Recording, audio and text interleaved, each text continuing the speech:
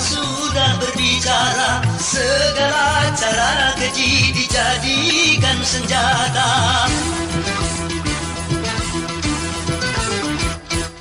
Berhembuslah badai fitnah dari segala arah, tujuannya memutuskan segala ikatan.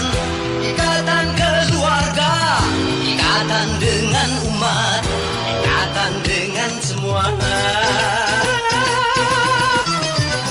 Tapi satu hal jangan lupa, kita manusia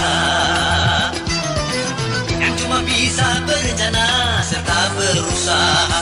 Tuhanlah yang memutuskan segala urusan.